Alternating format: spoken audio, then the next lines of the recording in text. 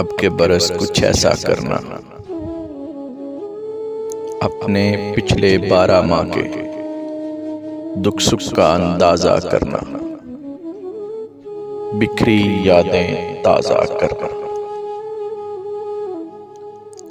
सादा साई कागज लेकर भूले बसरे पर लिख लेना, अपने सारे का लिख लेना। सारे दोस्त इकट्ठे करना, सारी सुबह हाजिर करना, सारी शामें पास बुलाना,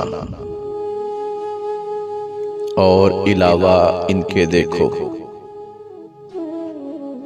सारे मौसम ध्यान में रखना, एक एक याद गुमान में रखना, फिर मोहतात अंदाजा करना।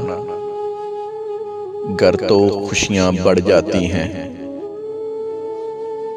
फिर तो तुमको मेरी तरफ से आने वाला साल मुबारक। और अगर गम बढ़ जाए तो मत बेकार तकल्लुफ करना, देखो फिर तुम ऐसा करना।